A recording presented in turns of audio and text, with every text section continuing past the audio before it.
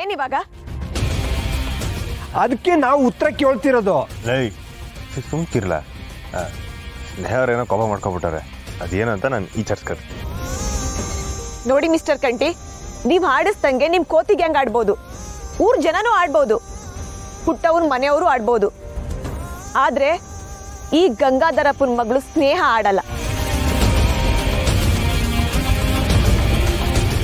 ಇದೇನಣ್ಣ ಈ ಹುಡುಗಿ ಏನೇನೋ ಮಾತಾಡ್ತೈತೆ?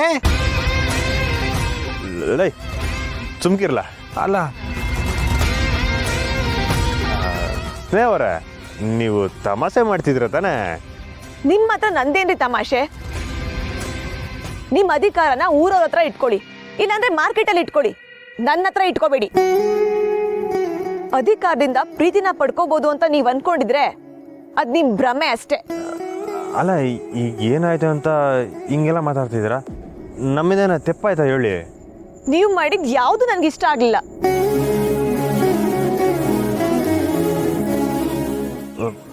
ಇಂಥದ್ದು ಅಂತ ಹೇಳಿದ್ರೆ ನಮಗೂ ತಿಳಿತದೆ. ಒಂದ ಎರಡ ಹೇಳೋದಕ್ಕೆ ನೀವು ನನ್ನ ಹತ್ರ ನಡ್ಕೊಂಡಿರೋ ರೀತಿ ನನ್ಗೆ ಇಷ್ಟ ಆಗ್ಲಿಲ್ಲ.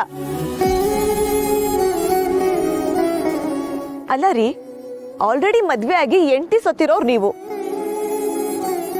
ನೀವದ್ ಯಾವ ಧೈರ್ಯದ ಮೇಲೆ ನನ್ನ ಮದ್ವೆ ಆಗ್ತೀಯ ಅಂತ ಕೇಳಿದ್ರಿ? ಈ ರೀತಿ ಕೇಳೋದಕ್ಕೆ ನಿಮ್ಗೆ ಸ್ವಲ್ಪನಾದ್ರೂ ಮ್ಯಾನಸ್ ಬೇಡ್ವಾ? ಛೇ, ಅಲ್ಲ ಏನ್ ಮಾತಾಡ್ತಿದ್ದೀರ ಅತ್ತಿಗೆ? ಇನ್ನೊಂದ್ಸಲ ಅತ್ಕೆ ಗಿತ್ಕೆ ಅಂದ್ರೆ ನಾನು ಸುಮ್ಮನೆ ಇರಲ್ಲ.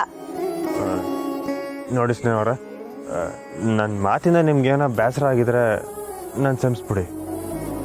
ನಾನು ನಿಮ್ಮನ್ನ ಇಷ್ಟಪಡ್ತೀವಿ ಅಂತ ಹೇಳಿದ್ದು ಬೇರೆ ಯಾವುದೋ ತೆಪ್ಪುದ್ದೇಶದಿಂದ ಇಲ್ಲ. ಇದನ್ನ ನಾನ್ ನಂಬೇಕಾ?